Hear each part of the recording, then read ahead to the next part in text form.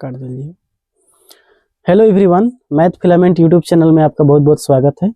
आज का क्लास बहुत ही खास होने वाला है, क्योंकि आज के क्लास में हम लोग शुरू करने जा रहे हैं क्लास 12th की केमिस्ट्री। यहाँ पे मैं लिख दे रहा हूँ क्लास 12th रसायन शास्त्र यानी केमिस्ट्री। और ये जो केमिस्ट्री स्टार्ट होने जा रही है ये सभी बोर्ड के लिए है, चाहे वो कोई भी बोर्ड हो, यूपी हो या बिहार हो या राजस्थान हो या मध्य प्रदेश हो, प्रत्येक बोर्ड के लिए ये केमिस्ट्री की क्लास आपको रहेगी। तो बहुत ही अच्छी क्लास होने वाली है, क्योंकि आपको इस क्लास के साथ आपको क्या क्या करना होगा। तो सबसे पहले आपको एक कॉपी ले लेना है मेरे साथ, क्योंकि मैं बिल्कुल ही आराम से पढ़ाने जा रहा हूँ।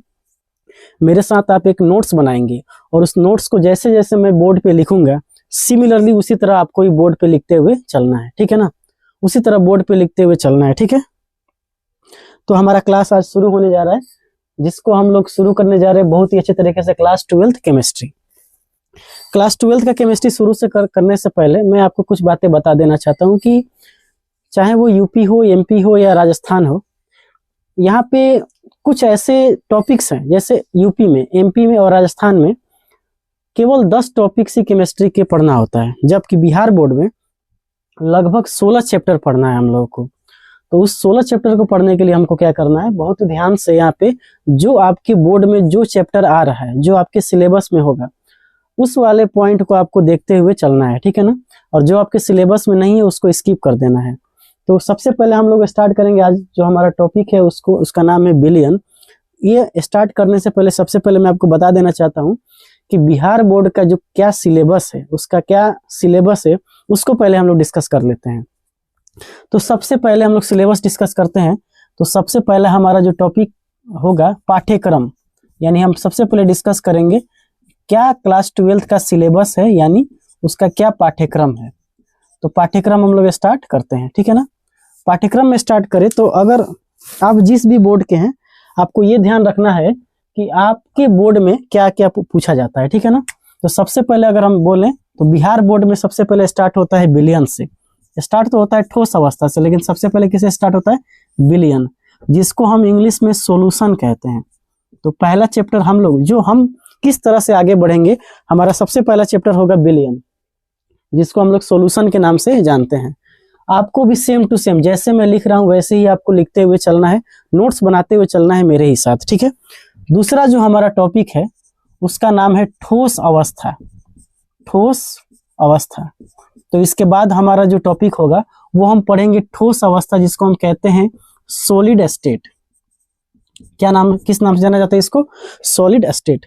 दूसरा जो हमारा टॉपिक होगा, तीसरा जो हमारा टॉपिक होगा उसका नाम है वैद्युत रसायन। क्या नाम है उसका, वैद्युत रसायन। वैद्युत रसायन, जिसको हम कहते हैं इलेक्ट्रोकेमिस्ट्री। इलेक्ट्रोकेमिस्ट्री। तो ये हमारा 3 टॉपिक हो गया।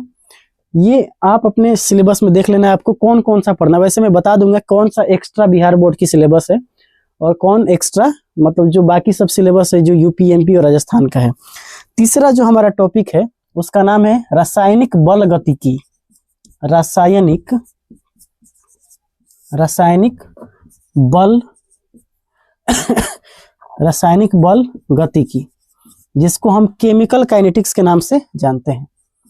केमिकल काइनेटिक्स, ये हमारा चौथा टॉपिक है, ठीक है।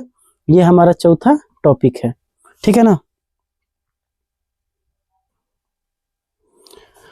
तो हमारा चौथा टॉपिक है रासायनिक बल गतिकी, जिसको हम इंग्लिश में कहते हैं केमिकल काइनेटिक्स, ठीक है। पांचवा हमारा टॉपिक है पृष्ठ रसायन। पृष्ठ रसायन, जिसको हम कहते हैं सरफेस केमिस्ट्री। क्या कहते हैं इसको, सरफेस केमिस्ट्री। तो 5 टॉपिक हमने बता दिया आपको। सबसे पहला टॉपिक हम लोग क्या पढ़ेंगे, बिलियन। उसके बाद पढ़ेंगे ठोस अवस्था, फिर पढ़ेंगे वैद्युत रसायन जिसको हम कहते हैं इलेक्ट्रोकेमिस्ट्री, फिर पढ़ेंगे रसायन बल गतिकी जिसको हम कहते हैं केमिकल काइनेटिक्स, फिर पढ़ेंगे पृष्ठ रसायन जिसको हम कहते हैं सरफेस केमिस्ट्री। छठा हमारा जो टॉपिक है तत्वों का तत्वों का निष्कर्षण, तत्वों का निष्कर्षण, सिद्धांत, सिद्धांत और प्रक्रम। तत्वों का निष्कर्षण, सिद्धांत और प्रक्रम, जिसका नाम है एक्सट्रैक्शन, इंग्लिश में कहते हैं extraction, extraction principle, extraction principle and process. प्रक्रम को क्या कहते हैं? Process, process of element, process of element. ठीक है, तो ये हमारा छठा टॉपिक होगा जिसका नाम होगा तत्वों का निष्कर्षण, सिद्धांत और प्रक्रम। सातवां जो हमारा टॉपिक है पी ब्लॉक के तत्व। सातवां टॉपिक क्या है? पी ब्लॉक के, पी ब्लॉक के तत्व, पी ब्लॉक के तत्व, जिसको हम कहते हैं P block elements, P block elements. तो पी ब्लॉक एलिमेंट्स ये हमारा हो गया सातवां टॉपिक। ठीक है, आठवां टॉपिक हमारा है डी और एफ ब्लॉक के तत्व। तो आठवां टॉपिक क्या हो गया? डी, डी और एफ ब्लॉक के, डी और एफ ब्लॉक के तत्व, element of D and F block. English में क्या कहेंगे इसको? Element of, element of D and F block, element of D and F block. तो ये हमारा हो गया 8 टॉपिक। ठीक है, यहां दिख रहा है ना? 9वां टॉपिक, 9वां टॉपिक हमारा है उप संयोजक यौगिक, उप सह संयोजक यौगिक, उप सह संयोजक, उप सह संयोजक यौगिक, जिसको हम कहते हैं कोऑर्डिनेशन कंपाउंड। क्या नाम है इसका इंग्लिश में? Coordination compound, coordination compound. तो 8 टॉपिक आपके सामने हैं। अब जो जो बिहार बोर्ड में एक्स्ट्रा है, जैसे एक एक्स्ट्रा टॉपिक आपको ये वाला बिहार बोर्ड में आपको मिल जाएगा जहां मैंने स्टार लगाया है, ये टॉपिक बिहार बोर्ड में एक्स्ट्रा पढ़ना है। सरफेस केमिस्ट्री, ये टॉपिक भी आपको बिहार बोर्ड में एक्स्ट्रा पढ़ना है। ठीक है ना? उसके बाद तत्वों का निष्कर्षण और प्रक्रम, ये टॉपिक भी आपको बिहार बोर्ड में एक्स्ट्रा पढ़ना है। और पी ब्लॉक के एलिमेंट, पी ब्लॉक के एलिमेंट, ये 4 टॉपिक आपको जो यहाँ पे मैंने लिखा है, इस 4 टॉपिक को बिहार बोर्ड में एक्स्ट्रा पढ़ना है। ठीक है ना? अभी हमारा पूरा सिलेबस नहीं हुआ है, तो 10वां सिलेबस आपको मैं लिख रहा हूँ यहाँ पे, है ना? इसको मिटा के, तो पहले यहाँ पे हम बिलियन को, पहले बिलियन हो गया जिसको हम कहेंगे सॉल्यूशन, दूसरा हो गया ठोस अवस्था जिसको कहेंगे सॉलिड स्टेट, तीसरा हो गया वैद्युत रसायन जिसको कहेंगे इलेक्ट्रोकेमिस्ट्री, चौथा हो गया रासायनिक बल गतिकी जिसको हम कहेंगे केमिकल काइनेटिक्स, पृष्ठ रसायन जिसको हम कहेंगे सरफेस केमिस्ट्री, तत्वों का निष्कर्षण, सिद्धांत और प्रक्रम, extraction principle and process of element, ये हमारा 6 नंबर का टॉपिक होगा। इसी लय में हम लोग आगे बढ़ेंगे, अपने अपने क्लास को पूरा करेंगे। पी ब्लॉक के तत्व जिसको हम पी ब्लॉक एलिमेंट्स कहेंगे, डी और एफ ब्लॉक के तत्व, element of D and F block, और उप सह संयोजक यौगिक जिसको हम कहेंगे कोऑर्डिनेशन कंपाउंड। अगला हमारा जो टॉपिक है 10 नंबर का जो टॉपिक है halo alkane, halo alkane, hello halo alkane, alkene and hello और हेलो एरीन, हेलो एल्केन और हेलो एरीन, ये हमारा टॉपिक हो जाएगा 10 नंबर जिसको हम कहेंगे हेलो एल्केन और हेलो एरीन।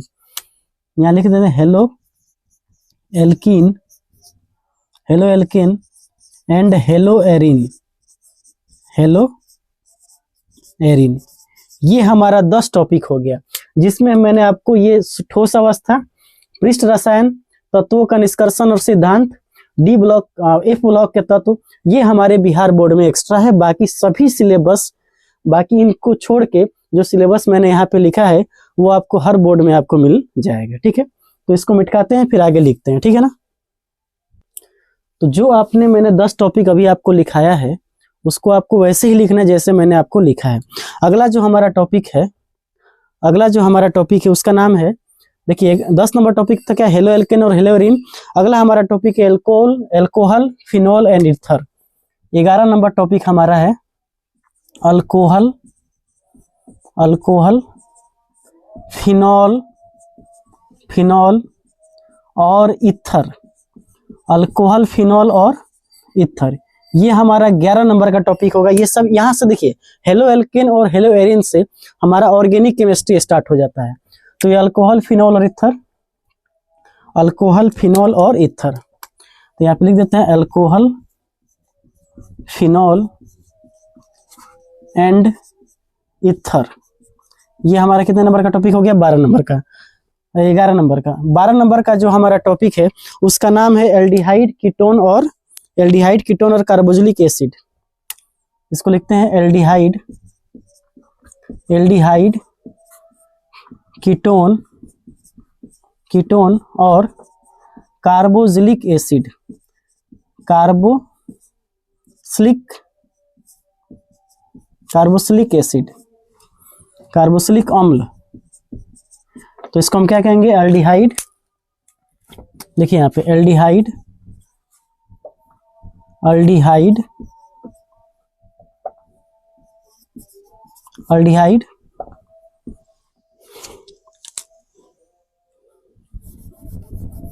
देखिए एल्डिहाइड,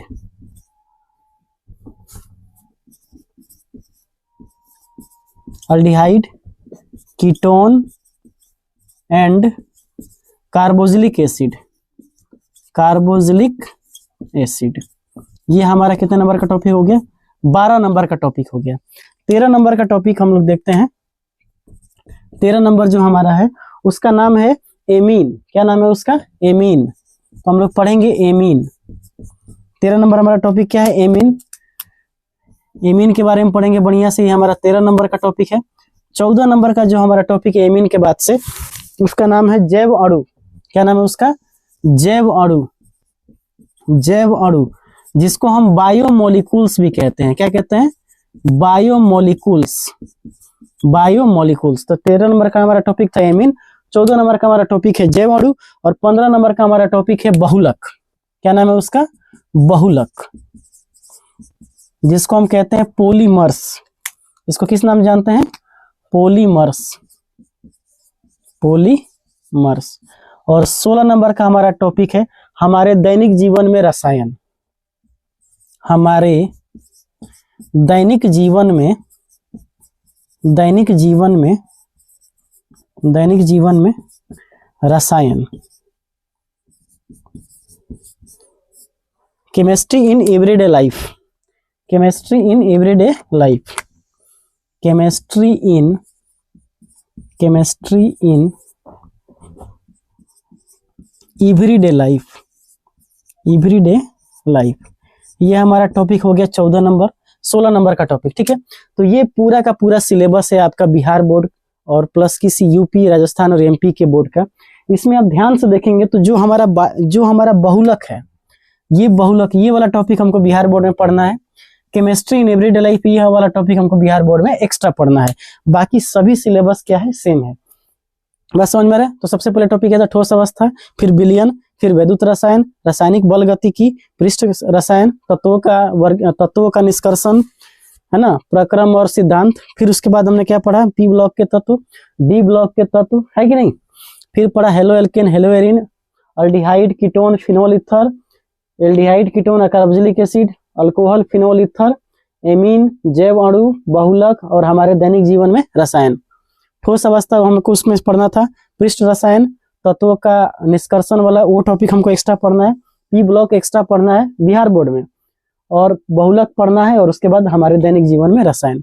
तो और किसी बोर्ड को आप ध्यान से देखेंगे तो उसमें केवल 10 टॉपिक ही दिया है जो वहां का सिलेबस है, लेकिन बिहार बोर्ड में 16 सिलेबस को कवर करता है, जो कि बहुत ही इंपॉर्टेंट है। लेकिन अगर आप किसी और एग्जाम की तैयारी करते हैं, जैसे नीट वगैरह की तैयारी करते हैं या जेईई की तैयारी करते हैं, तो उस केस में आपको ये पूरा 16 टॉपिक पढ़ना होगा। तो ये बहुत ही आपके लिए इंपॉर्टेंट हो जाता है, ठीक है ना।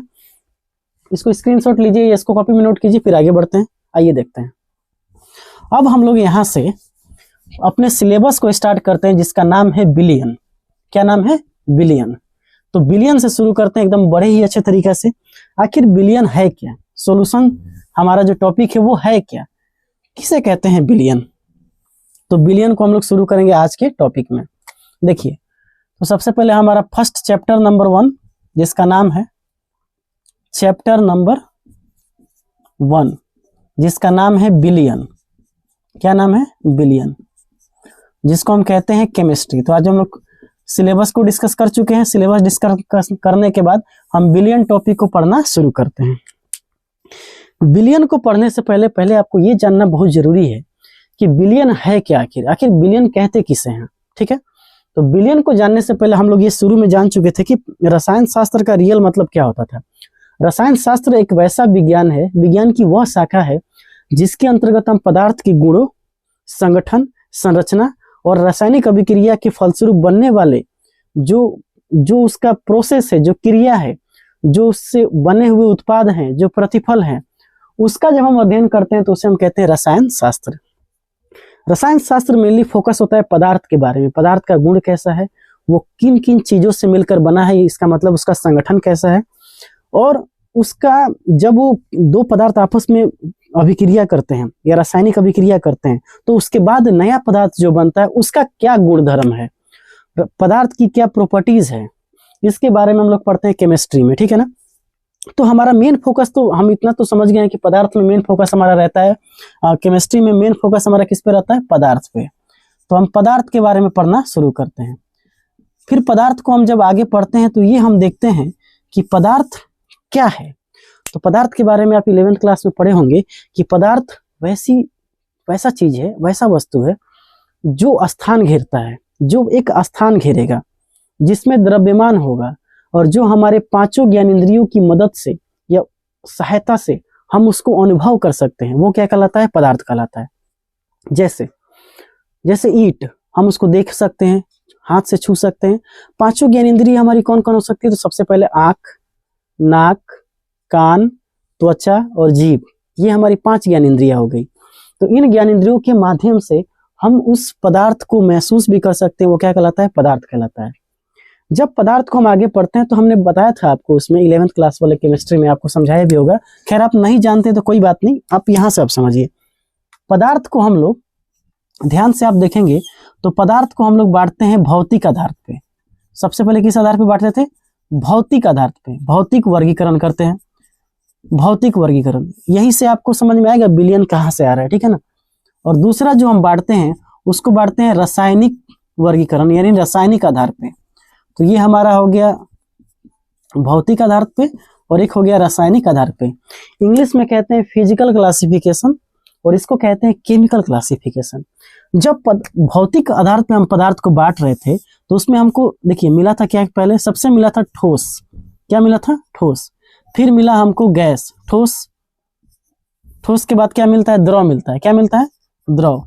ठोस को हम कहते हैं सॉलिड, द्रव को कहते हैं लिक्विड, और फिर हमारा मिलता है गैस। क्या मिलता है? गैस। फिर मिलता है प्लाज्मा। क्या मिलता है? प्लाज्मा। और फिर मिलता है हमारा BEC। अब थोड़ा एक एक करके हम समझ जाते हैं कि ये पांचों चीजें है क्या। हम लोग पढ़े होंगे 11th क्लास में, अगर आपने नहीं पढ़ा है तो कोई बात नहीं, फिर से आप यहाँ पे देख लीजिए। देखिए दोस्तों, ठोस वैसा पदार्थ की वह अवस्था है जिसमें किसी भी जो अवस्था होगी उसमें ना तो आकार, उसका आकार यानी वो कैसा है, अगर इसका आकार ऐसा है तो ऐसे ही रहेगा। उसका आयतन, वो कितना स्थान घेरता है, उसको हम आयतन कहते हैं। तो उसका ठोस का आकार और आयतन दोनों ही निश्चित होता है। जैसे लकड़ी, लोहा, धातु, तांबा, कॉपर, इसका जो आकार और आयतन एकदम निश्चित होता है, वो बदल नहीं सकता है। ठीक है ना। द्रव की बात करें हम तो द्रव, ठोस के बारे में और थोड़ा समझ लेते हैं। ठोस के जो अणु होते हैं एकदम पास पास होते हैं, उसमें उसके आपस में जो कणों के बीच का जो बल है वो बहुत ही बांध के रखता है, उसको बहुत ज्यादा होता है, उसमें रिक्त स्थान कम होते हैं। ठीक है। दूसरा, ठोस जो होता है इसका घनत्व तो बहुत ज्यादा होता है।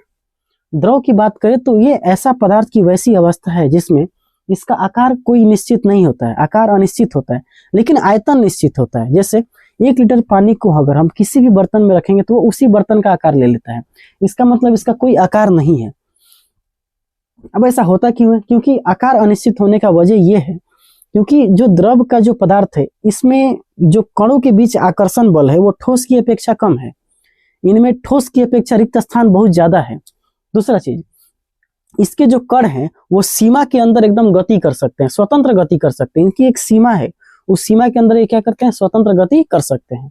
गैस की बात करें तो गैस का ना तो आकार निश्चित है, ना ही आयतन निश्चित है, मतलब इसकी कोई सीमा ही नहीं। इसके मॉलिक्यूल एक दूसरे को बांध के नहीं रखे, इनमें आकर्षण बल बहुत नगण्य है, ठीक है ना, लेकिन रिक्त स्थान बहुत ज्यादा है। और ये जो इनकी कोई सीमा नहीं होती है, स्वतंत्र गति करते हैं, खुले में गति करते हैं।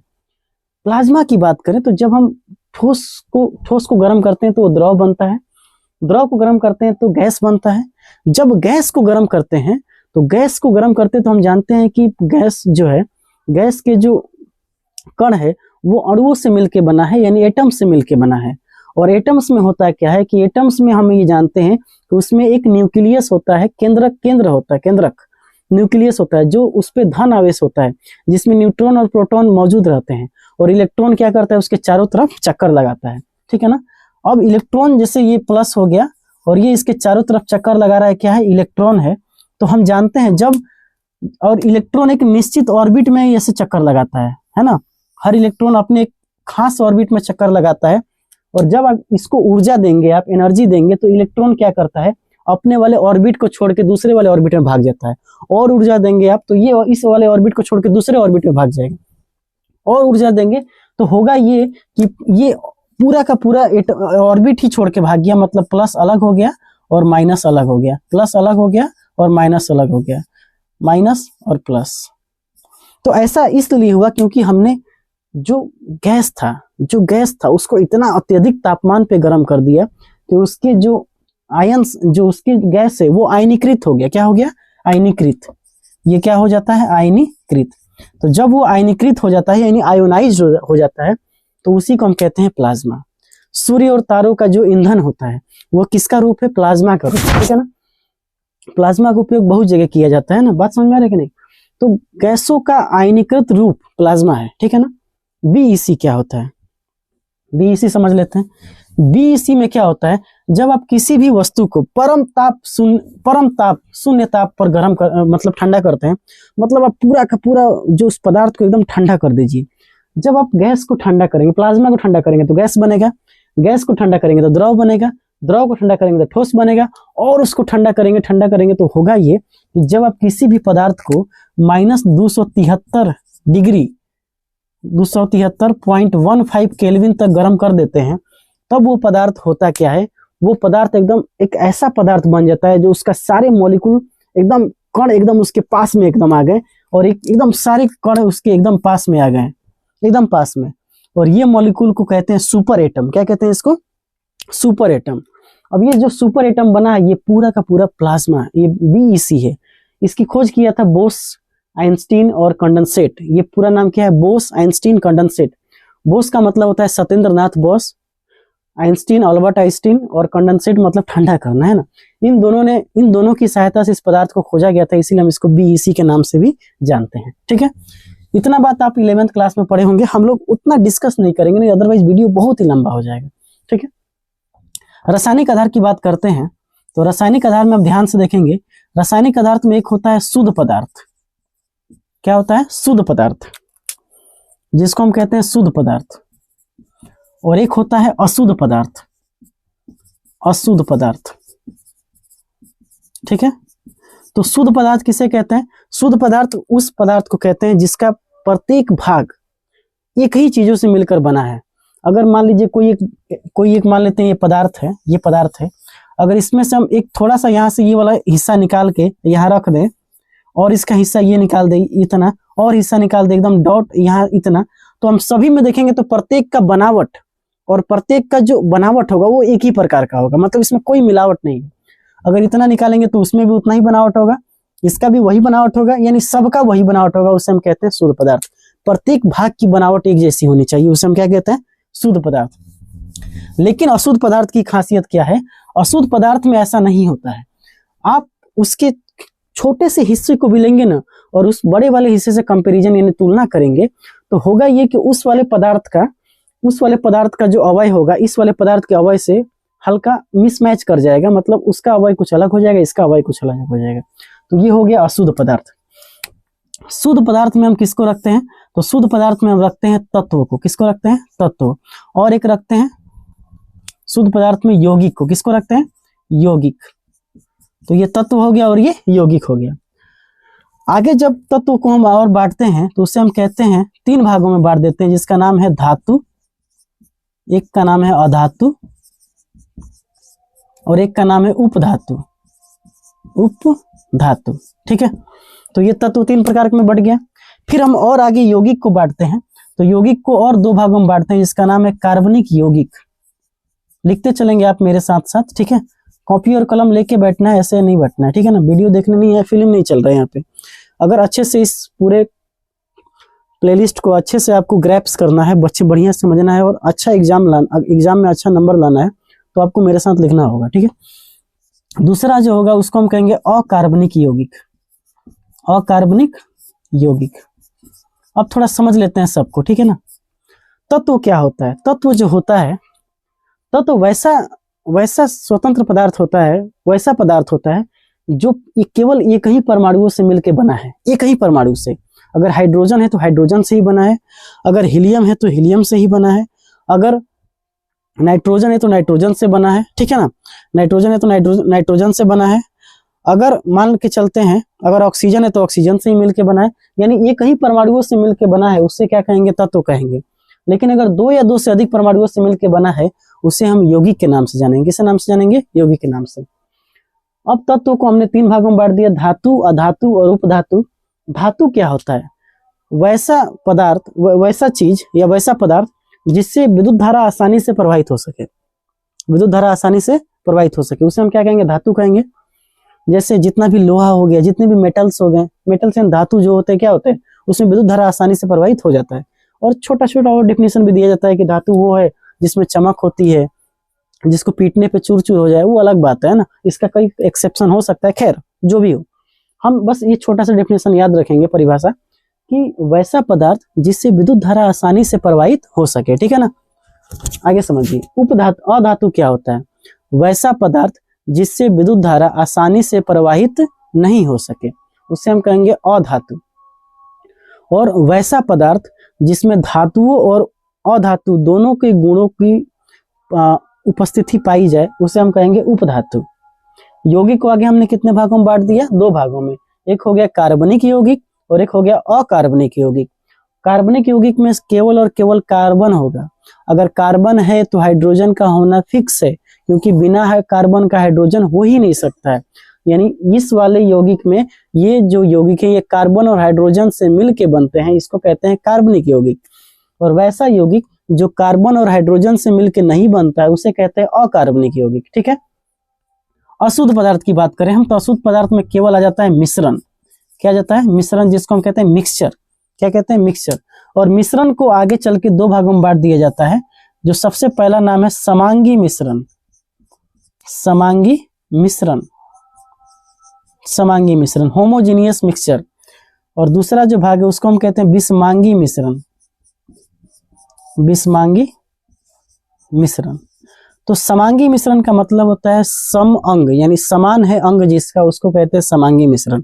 यानी अगर किसी 2 पदार्थों को आपस में मिला दिया जाए तो उसमें आप ये पता नहीं कर पाए कि कौन पहला पदार्थ था कौन दूसरा पदार्थ था, एकदम एक जैसा उसका अंग हो जाए, उसे हम क्या कहते हैं, समांगी मिश्रण।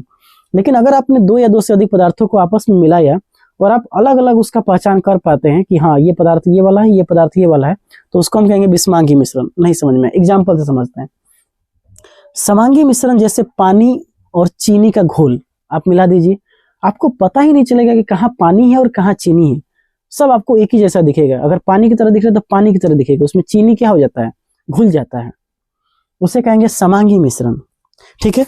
अगर किसी चावल और दाल को मिला दीजिए, तो चावल और दाल को जब आप मिला रहे हैं तो उसमें चावल को अलग से पहचान सकते हैं आप, दाल को भी पहचान सकते हैं, तो ये चावल दाल का जो मिश्रण हो गया उसको हम कहेंगे विषमांगी मिश्रण।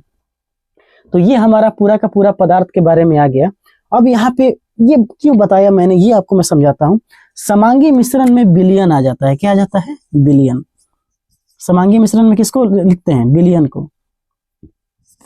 विलयन क्या है, एक समांगी मिश्रण है। जो हम सॉल्यूशन पढ़ने जा रहे हैं वो क्या है, एक समांगी मिश्रण है, ठीक है ना। वो क्या है, एक समांगी मिश्रण। चैप्टर 1 जिसका नाम है विलयन, इसको हम इंग्लिश में सॉल्यूशन भी कहते हैं। क्या कहते हैं, सॉल्यूशन। बिलियन का इंग्लिश में क्या नाम है, सॉल्यूशन। तो समांगी मिश्रण, एक बिलियन जो है एक समांगी मिश्रण है। आइए इसको लाइव एग्जांपल से समझते हैं, पहले इसको नोट कीजिए फिर आगे बढ़ते हैं, ठीक है। चलिए अब देखिए, तो आप लोगों का हेडिंग जो अब होगा, इसको आपने नोट कर लिया होगा। अब आप लोग हेडिंग लगाएंगे बिलियन के बारे में कि बिलियन आखिर है क्या। तो अभी हमने आपको बताया कि बिलियन वैसा पदार्थ है, बिलियन वो चीज है जब हम दो या दो से अधिक पदार्थों को आपस में मिला देते हैं और मिलाने से एक ऐसा मिश्रण बनता है जिसको हम कहते हैं समांगी मिश्रण। उसे हम क्या कह देते हैं, बिलियन कह देते हैं। तो हेडिंग लगाइए आप लोग मेरे साथ, बिलियन, बिलियन, ठीक है, जिसको हम कहते हैं सॉल्यूशन, सॉल्यूशन।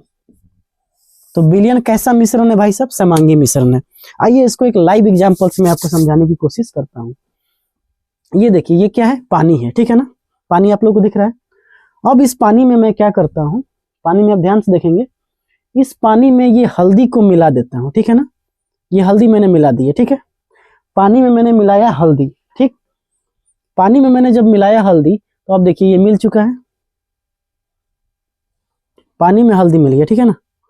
आप ध्यान से देखेंगे कि पानी में जब हल्दी को मिला रहे हैं तो क्या अब आपको हल्दी और पानी का अंतर समझ में आ रहा है, ये एक मिश्रण है। अब मैंने इसी पानी और हल्दी में, ये देखिए अब सर्फ एक्सेल है, ये इसको मिला देते हैं। जैसे ही आपने सर्फ एक्सेल को इससे मिलाया, अब ये मिश्रण क्या बन गया, ध्यान से देखेंगे आप,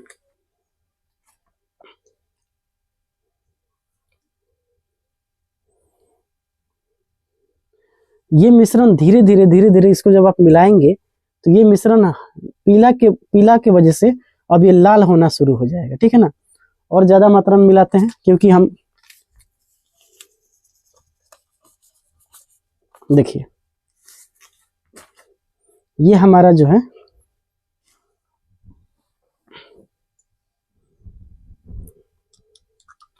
देखिए आप इसको,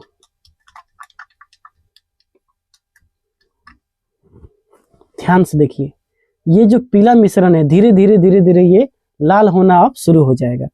तो आपने यहाँ पे क्या सीखा कि हमने देखिए, जब दो या दो से अधिक पदार्थों को आपस में मिलाते हैं, जब दो या दो से अधिक पदार्थों को आपस में मिलाते हैं तो वो बन जाता है मिश्रण। लेकिन जो मिश्रण बन रहा है वो कैसा मिश्रण बनना चाहिए, समांगी मिश्रण बनना चाहिए। कैसा मिश्रण बनना चाहिए, समांगी मिश्रण। बात को समझ में आया। इसको और थोड़ी देर बाद देखेंगे तो पूरा का पूरा लाल हो चुकेगा, ठीक है ना, पूरा का पूरा क्या हो जाएगा, ये लाल हो जाएगा। आप इसको घर पे ट्राई कीजिएगा, ज्यादा पानी हो गया था, कम पानी में थोड़ा कोशिश करेंगे तो आपको समझ में आएगा, ठीक है। अब आप यहाँ पे ध्यान से देखेंगे तो बिलियन के बारे में हमने आपको क्या बताया कि जब दो या दो से अधिक पदार्थों को, लिखेंगे आप इसमें डेफिनेशन में, जब दो या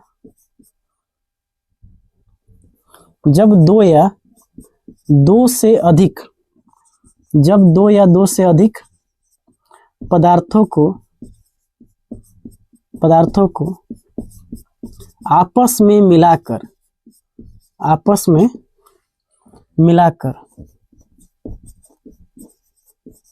समांगी मिश्रण बनाना, समांगी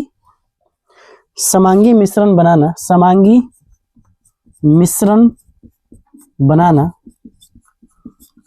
बिलियन कहलाता है। क्या कहलाता है, विलियन कहलाता है, या इसको हम इंग्लिश में कहते हैं सॉल्यूशन कहलाता है। क्या कहलाता है, सॉल्यूशन कहलाता है, ठीक है। जब दो या दो से अधिक पदार्थों को आपस में जब हम मिलाते हैं और उसके मिलने के बाद जो मिश्रण बनता है, समांगी मिश्रण, उसे हम क्या कहते हैं, बिलियन कहते हैं, ठीक है। आइए अब थोड़ा एग्जाम्पल समझते हैं इसका, है ना। एग्जाम्पल, हमारा बिलियन तैयार है, ठीक है ना, देख रहे हैं ना, ये हमारा जो बिलियन है वो तैयार है।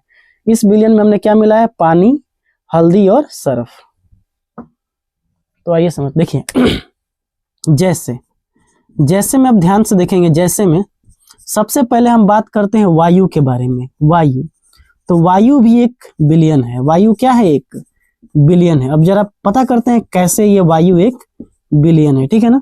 वायु बिलियन कैसे है, तो आप ध्यान से देखेंगे, वायु की अगर हम बात करें तो आपने पढ़ा होगा अपने पिछले क्लास में कि वायु में एक होता है ऑक्सीजन। क्या होता है, ऑक्सीजन। एक होता है नाइट्रोजन और एक होता है CO2। और भी गैसें होती हैं लेकिन ये मुख्य गैसें हैं, ठीक है ना। जिसमें हम ऑक्सीजन की बात करें तो ये 21% पाया जाता है, नाइट्रोजन की बात करें तो 78% ये पाया जाता है, और कार्बन डाइऑक्साइड की बात करें तो 0.03% पाया जाता है।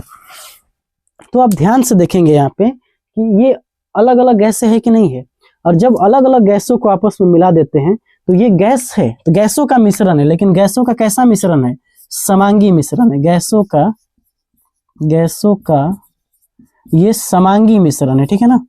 कैसा मिश्रण है, ये समांगी मिश्रण है, और जब ये समांगी मिश्रण है तो क्या है, ये विलयन है। क्या है, ये विलयन है। समझ में आया आपको? देखिए ये आपको वायु क्या है, एक विलयन है। दूसरा एग्जाम्पल समझिएगा, दूसरा एग्जाम्पल मैं आपको देने जा रहा हूं। एग्जाम्पल है सिक्का। अधिकतर जो सिक्के होते हैं, अधिकांश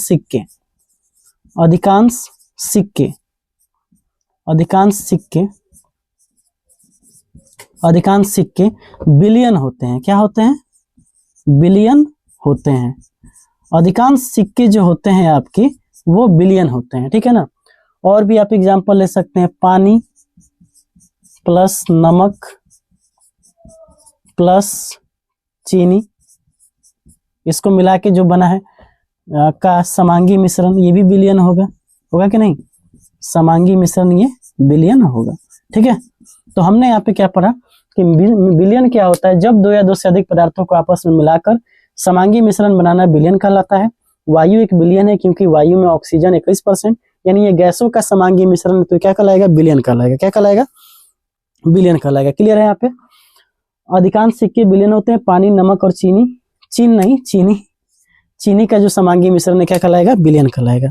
आइए अब थोड़ा हम एक और बात यहाँ पे समझते हैं, पहले इसको आप नोट कीजिए, है ना, फिर आगे देखते हैं, ठीक है। बिलियन में दो चीजें आपको समझाता हूं मैं। बिलियन जो आप ध्यान से देखेंगे तो बिलियन दो चीजों से मिलकर बना होता है, एक का नाम है विलय और एक का नाम है विलायक, ठीक है ना। तो विलय का हम कहते हैं सोल्यूट। क्या कहते हैं उसको, विलय को हम कहते हैं सोल्यूट और विलायक को कहते हैं सॉल्वेंट, ठीक है। तो आइए जरा उसको भी देख लेते हैं कि आखिर क्या ये वाला है ना। तो अब ध्यान से देखिएगा, बिल्कुल ध्यान से आप देखेंगे। और एक मैं बना रहा हूं बर्तन, जिसको हम केमिस्ट्री में कहते हैं पात्र। क्या कहते हैं, पात्र। ये आपका पात्र है, ये आपका बर्तन है और एक पात्र है।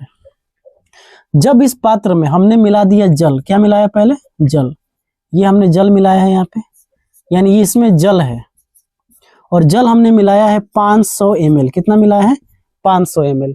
इस जल में हमने क्या किया कि नमक डाल दी, चीनी डाल दी। क्या डाल देते हैं, चीनी डालते हैं 50 ml। तो अब ध्यान से देखिएगा, ध्यान से।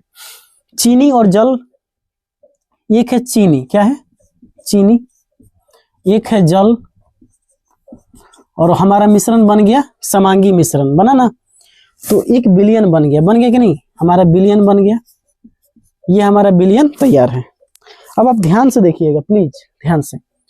जो इसमें आपसे मैं ये पूछूं कि ये बताइए कौन सबसे कम मात्रा है, जल कम मात्रा में है कि चीनी कम मात्रा में है? तो आपका जवाब क्या होगा, चीनी कम मात्रा में है, ये ज्यादा मात्रा में है। इसका मतलब जो कम मात्रा में है, ध्यान से समझिएगा प्लीज, ध्यान से। एक हम लिख रहे हैं विलय। क्या लिख रहे हैं, विलय, जिसको हम कहते हैं सोल्यूट। क्या कहते हैं, सोल्यूट। एक हम लिख रहे हैं विलायक। क्या लिख रहे हैं, विलायक, जिसको हम कहते हैं सॉल्वेंट। क्या कहते हैं, सॉल्वेंट। और जब ये दोनों को मिला देते हैं तो हमारा यहाँ पे हमने क्या मिला, बना दिया बिलियन, ठीक है ना। बिलियन को हम कहते हैं सॉल्यूशन। क्या कहते हैं, सॉल्यूशन, ठीक है। तो हमारा विलय हो गया सोल्यूट, विलायक हो गया सॉल्वेंट। जब ये दोनों मिल जाता है तो हम कहते हैं बिलियन, बिलियन बन जाता है। विलय जो होता है वो कम मात्रा में होता है। किसमें होता है, कम मात्रा में, बिल्कुल कम मात्रा में जो डालेंगे हम उसको क्या कहेंगे, विलय कहेंगे। क्या कहेंगे, विलय। और विलायक जो होता है ये हमारा अधिक मात्रा में होता है। क्या होता है, अधिक मात्रा में होता है।